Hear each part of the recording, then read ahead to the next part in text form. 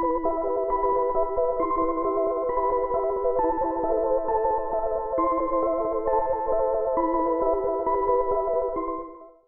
friends, welcome back. You are watching day 2 of our 13 days of Halloween series here at Polly's Paper Studio.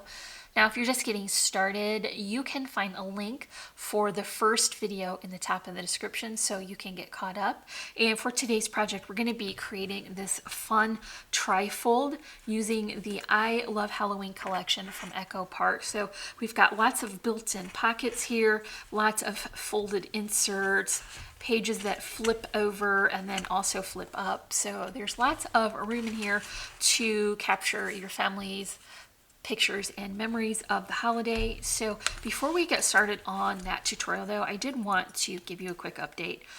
And so in my last video, I got one of the measurements wrong.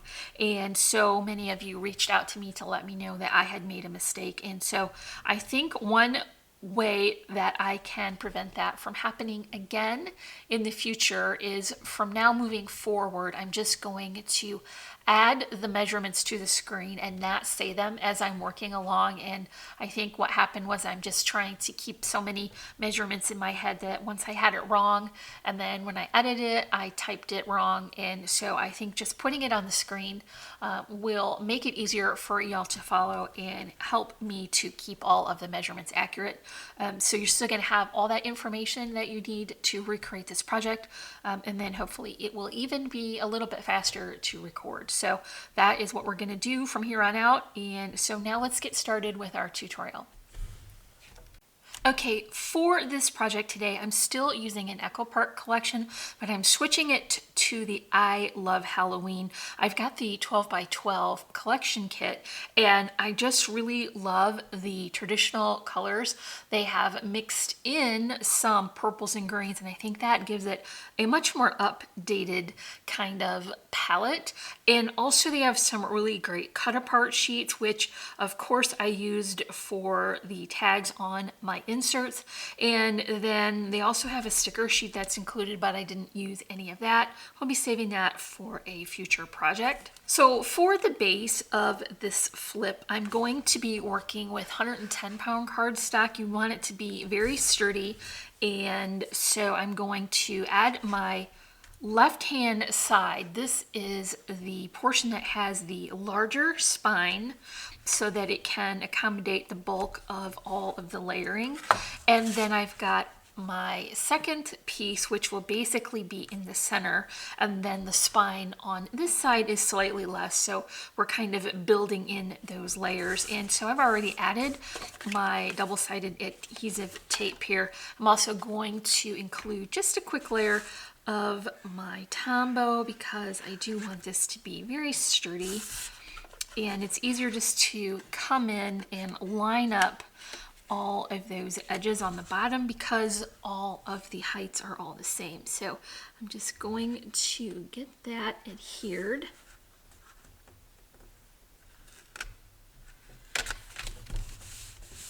And that double-sided adhesive will help to keep it in place while the glue sets up. So we can continue to work along. So now you can see my spine is a little bit bigger here, and then I have the center portion of my book, and now I have this last section, and it doesn't have a spine, but it does have a flap, and we're going to utilize that as a pocket.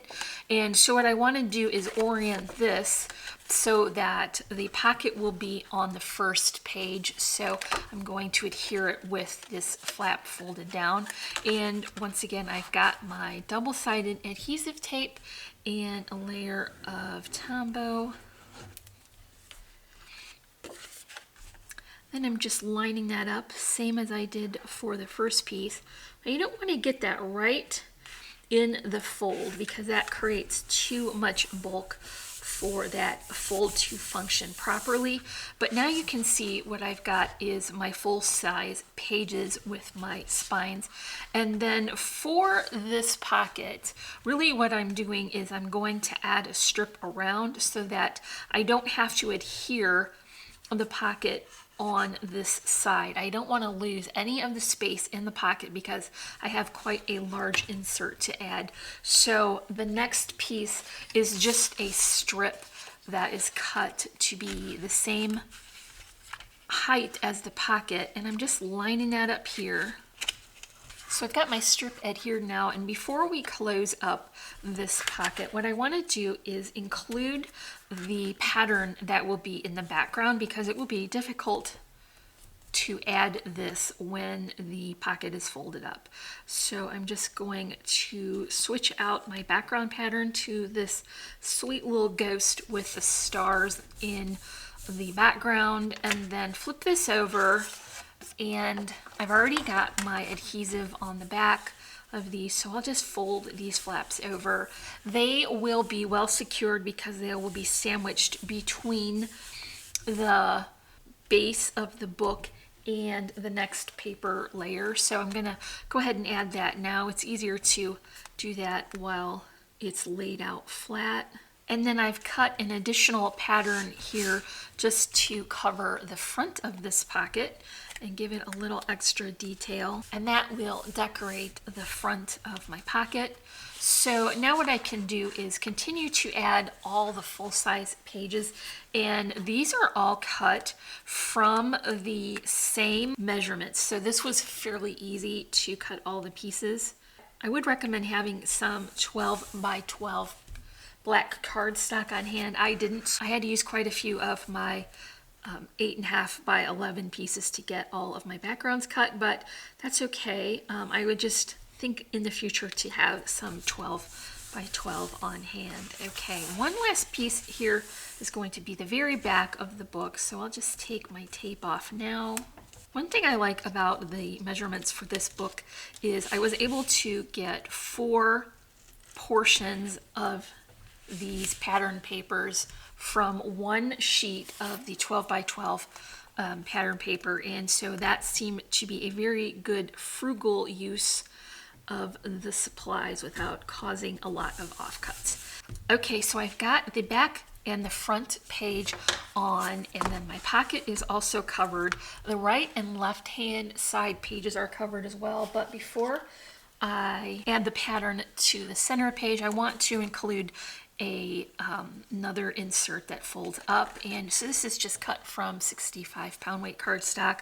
I didn't want it to add a lot of additional bulk, so I just made it with the thinner cardstock. I'll just go ahead and line that up with the base of the book. So now what I can do is cover this portion, and I picked that sweet little check again. This is a beautiful orangey color, but it's kind of vintagey too. It isn't quite so stark, and I really like that. All right, for the inside, I picked a different pattern just for fun. So I'll add these in. We're going to have so many layers of paper here. It's very, very chunky and sturdy, and that is exactly what you want for a mini album. So remember, this one's going to flip up. Make sure you keep all of your words or your directionality of the paper going the right way so nothing winds up upside down. Okay, so I've got my book base covered, and I can begin finishing these inside pages. So the first thing I want to add is this sweet little folded insert. I'm going to put it on top of this top folding insert. This one folds toward the left, but I did finish it with those super cute little bats, and then it has a sweet little journal cut apart card, and that's just going right in the center. So we'll have one piece that opens in this direction and one piece that opens in this direction. So for the side pages, I picked up this die. Now I got this from Amazon. It's called the Stitch Slots Pocket Set, and it's from Maddie's Crafting Joy. So basically it's going to cut out the shape of the pockets and adds the score lines and then the stitching detail. And each of the pockets is notched out so you can bring your tags in and out easily. And then it has a layering die as well, so you can have a secondary pattern on top. And so I just went ahead and I cut that from that same black cardstock. You can see here I have the flaps folded over, and I put my adhesive on it. So for this, I'm just going to put it right in the middle as the best I can, but maybe a little bit lower, because my first journal card that I'm adding is a little tall, and I want to make sure that it doesn't overhang the top. And so now this is down. I can add my layering pattern. Isn't this sweet? I love this collection. It had quite a lot of different patterns to choose from because there were not duplicate pages in there, and so that was just nice to have a lot of variety. I thought this stripe worked really well on these pockets as kind of a way to keep the pattern going from the top to the bottom. And you know I like for things to be consistent, so I'm just going to add all of those patterns on top. Okay, so now we have 3 pockets to add tags to. And so I got these tags just from the cut apart sheets, and I picked 3 different sizes to fit into my pocket. So that first one goes there, and then the next one down, and the smaller one on the bottom. I think those look really sweet. And the black background kind of reminds me of chalkboard, so I thought that was a fun added detail. I've already finished the pocket for this side, so I'll just go ahead and add that. Try and keep it even with the one on the other side. And I'll add the tags for this side. These are very cute little journal cards. My only concern is that the best plaid in the collection was on the back of these, and since it didn't come with 2 of the patterns like most collections do, I had to sacrifice that plaid. So that made me a little bit sad, but I'm just going to go ahead and put these into the pockets, then these pages will be done. Now I didn't finish the back of them just so there would be more flexibility in how they were finished. You could add pictures and that type of thing on the back and then tuck it in.